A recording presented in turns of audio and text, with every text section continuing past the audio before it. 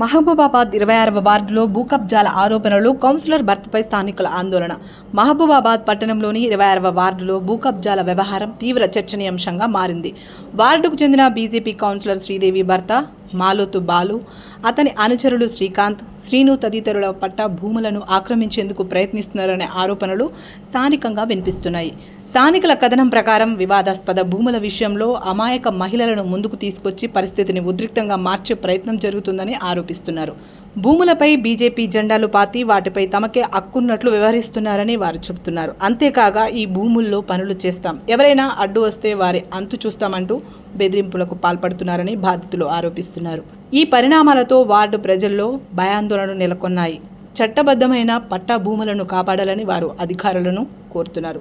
ఈ వివాదంపై సమగ్ర విచారణ జరిపి అక్రమ ఆరోపణల్లో నిజాలు వెలికితీయాలని స్థానికులు డిమాండ్ చేస్తున్నారు.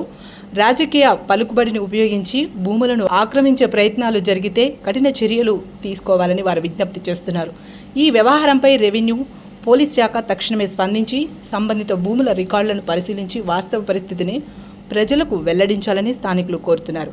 అలాగే ఎలాంటి ఒత్తిళ్లు లేదా బెదిరింపులకు తావు లేకుండా చట్ట ప్రకారం చర్యలు తీసుకోవాలని విజ్ఞప్తి చేస్తున్నారు. అయితే ఈ ఆరోపణలపై బీజేపీ కౌన్సిలర్ శ్రీదేవి లేదా ఆమె భర్త మాలోతు బాలు నుంచి అధికారిక స్పందన వెలువడలేదు. ఇక అధికారుల విచారణ అనంతరం మాత్రమే ఈ ఆరోపణపై పూర్తి స్పష్టత వచ్చే అవకాశం ఉంది.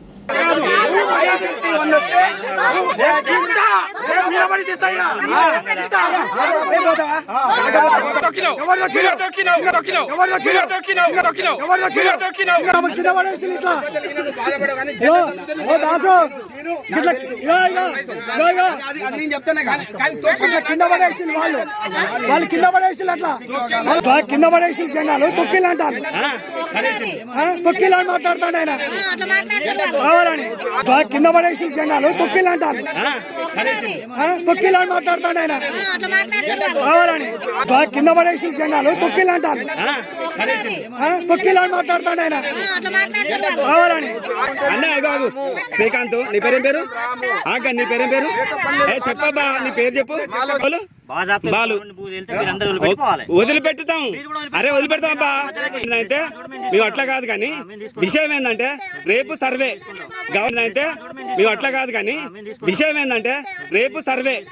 గవర్నమెంట్ రేపు సర్వే అవునా?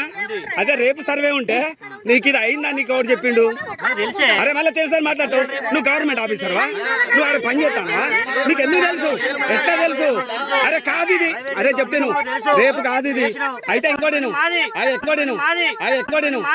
నీ పక్కనే కాలు ఉంటుంది, నేను ఎత్తా, నువ్వు ఊకుంటావా? మరి ఇంకేం మాట్లాడతావు? మరి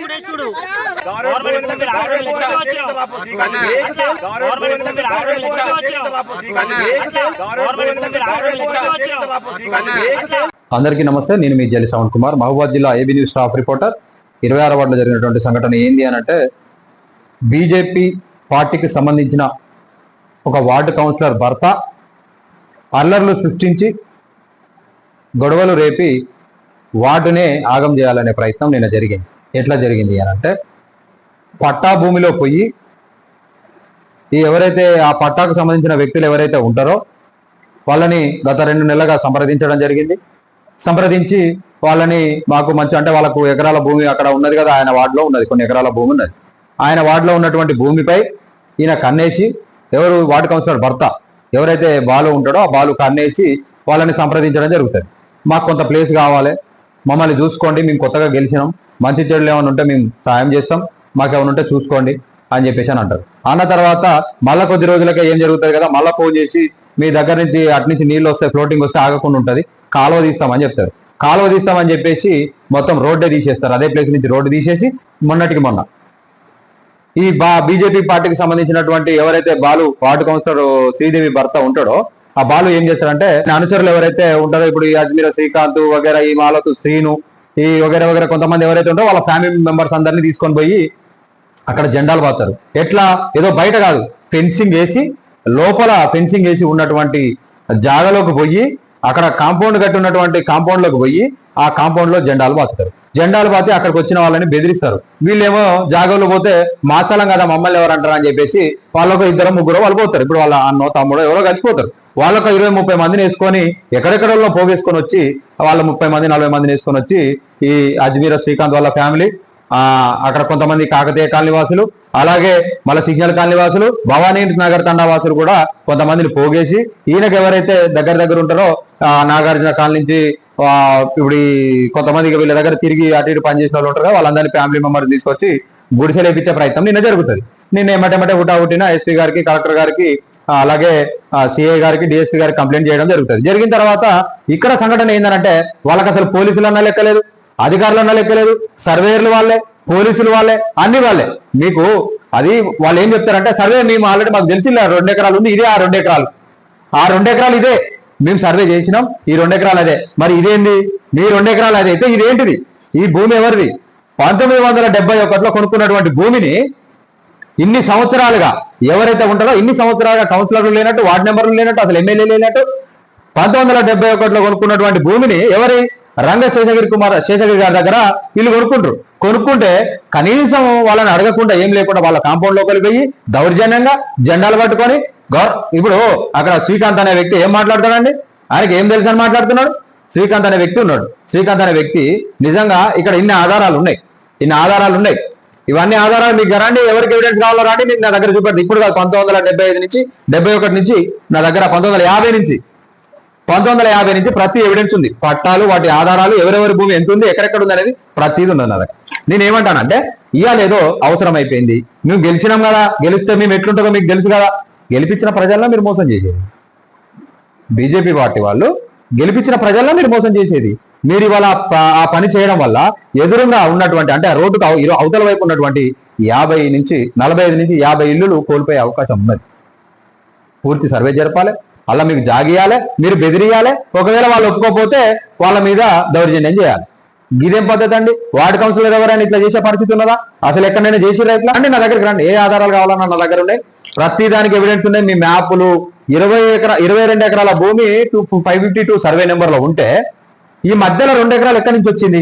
కంటిన్యూడ్గా 22 ఎకరాల భూమి 552 సర్వే నెంబర్లో ఉన్నది. మధ్యలో ఈ 2 ఎకరాలు ఎక్కడి నుంచి వచ్చింది? ఎవరికైనా తెలుసా? ఎవరైనా మాట్లాడినరా? కనీసం అడిగే అవకాశం ఇస్తున్నారా? బెదిరిస్తున్నారు. ఎవరు పోతే వాళ్ళు సిపిఐ వాళ్ళు పోయి అడిగితే సిపిఐలను బెదిరిస్తున్నారు. అక్కడ ప్రజలు పోయి నా భూమిలో నువ్వు ఎట్లా జెండాలు పోతావంటే వాళ్ళని బెదిరిస్తున్నారు. ఏం చేస్తారు? కొడతారు వాళ్ళని. ఏం చేయదు. నిన్న ఒక వీడియో ఉంటుంది చూడండి, నేను పెట్టిన ఆ వీడియోలో కాళ్ళు వాళ్ళు కింద జెండాలు పడేసి వాళ్ళే తొక్కినవని అక్కడ అల్లర్లు సృష్టించే ప్రయత్నం. ఎవరు? ఈ మాలతు శ్రీను, ఎవరు? బాలు వాళ్ళ అన్న, కౌన్సిలర్ భర్త ఎవరైతే బాలు ఉన్నాడో ఆ బాలు వాళ్ళ అన్న మాలతు శ్రీను ఏమంటాడండి? కాళ్ళ కింద నువ్వు దొక్కినావు అంటే అక్కడ అల్లర్లు సృష్టించి గొడవలు చేయించే ప్రయత్నం. గొడవలు చేయించి 10 మందిని ఆగం చేయగలుగుతారు. మరి ప్రభుత్వం ఇప్పుడు అలా శ్రీకాంత్ ఏమంటాడంటే, అలా ఉన్నటువంటి అజ్మీర్ శ్రీకాంత్ అనే ఇప్పుడు ఈ బాలు అనుచరుడు ఎవరైతే ఉంటాడంటే ఆయన ఏమంటాడు? ఏదైతే గవర్నమెంట్ భూమి అయితే మాది, పట్ట భూమి అయితే మీది. అంటే గవర్నమెంట్ ఏమన్నా నీకు రాసిచ్చిందా భూమి? మీ బీజేపీ పార్టీ వార్డు కౌన్సిలర్ 2 ఎకరాలు తీసుకోని రాసిచ్చిందా? 10 ఎకరాలు తీసుకోని రాసిచ్చిందా? ఈ రోజులకు ఏ కౌన్సిలర్ రాలేదా? ఆ కౌన్సిలర్ల కంటికి కనబడలేదా ఈ భూమి? మీరు ఎట్లా మాట్లాడతారండి? అట్లా నాకు అర్థం కాదు. మీరు మాట్లాడే విధానం ఏందండి? ఇదే మీరు మాట్లాడే విధానం. మిమ్మల్ని నమ్మి ఓటేసిన ప్రజల్ని ఇంత దారుణంగా ముంచుతారా? మీరు చేసే పని కరెక్ట్ కాదు. ఇక్కడ మీరు సృష్టించాలనుకున్న అల్లర్లు చెలరేగవు. ఇంకోటి గుర్తుపెట్టుకోండి, అక్కడ ఉన్న ప్రజలు వాళ్ళకి అన్యాయం జరిగి గత 10-15 ఏళ్ళుగా వాళ్ళు అక్కడ ఉంటున్నారు. వాళ్ళకి గనక అన్యాయం జరిగితే ఆ ప్రజలే మీకు రాళ్లతో చెప్పులతో సమాధానం చెప్పాల్సిన అవసరం ఉంటుంది. జాగ్రత్తగా ఉండండి. ఎందుకనంటే మీరు చేసే ప్రయత్నం మంచిది కాదు. మీరు ఏమైనా కేంద్ర ప్రభుత్వం నుంచో లేకపోతే రాష్ట్ర ప్రభుత్వం నుంచో ఏమైనా పనులు అడగాలనుకుంటే అడగండి, తీసుకురండి. అక్కడ ఉన్న 10 మందికి న్యాయం చేయండి, మంచి చేయండి. కౌన్సిలర్ గారు మిమ్మల్ని గెలిపించారు కదా, చేయండి. కానీ ఎవరిని మాట్లాడితే వాళ్ళని బెదిరిస్తాం, మేము గెలిచినాం, మాదే నడుస్తుంది అని అంటే అది కరెక్ట్ పద్ధతి కాదు. దయచేసి మీరు మానుకోవాలి. ఇట్లాంటి చిల్లర పనులు మానుకొని ప్రజలకు ఏమైనా మంచి చేయాలనే ఆలోచన ఉంటే చేయండి. ఇవాళ మిమ్మల్ని అందరూ తూగొట్టేటోళ్ళు, చీగొట్టేటోళ్ళు తప్ప మంచోడు అనేటోడు ఎవరు లేరు. వాటిని అమ్మేయాలనే ప్రయత్నం జరుగుతూ ఉన్నది, అది తెలుసు. మీకు ఇంకోటి కూడా చెప్తాను. గతంలో బీఆర్ఎస్ ప్రభుత్వంలో కట్టినటువంటి శ్మశాన వాటిక ఉంటుంది. శ్మశాన వాటికలో ఫ్లాట్లు చేసి 3 లక్షల రూపాయలు ఫ్లాట్ అని చెప్పేసి అమ్ముతారు. అట్లనే ఇక్కడ గుడిసెలేసిన వాళ్ళు కూడా వీళ్ళని సంప్రదించి మనిషికి 50,000 పట్టుకొని రండి, మీకు మనిషికి 80 గజాలు గుడిసేపించి మీకు మనిషికి 80 గజాలు ఇప్పిస్తామని చెప్పేసి. మంది భూములు అంటే అంత అమ్మకానికి మీకు అంత ఈజీగా కనబడుతున్నాయా? అదేంటండి నాకు అర్థం. మంది భూమి మీరు అమ్ముకోండి ఏంటండి? మీ మీద నిజంగా జిల్లా అధికారులకు, యంత్రాంగాలకు ప్రతి ఒక్కరికి నేను విన్నవించుకునేది ఏంటంటే ఇట్లాంటి వికృత చేష్టలు ఇంకోసారి ఎవరు చేయకుండా వీరిపై కఠినమైన కేసులు పెట్టి వీరిపై చర్యలు తీసుకోవాలని చెప్పి కోరుకుంటూ జై తెలంగాణ.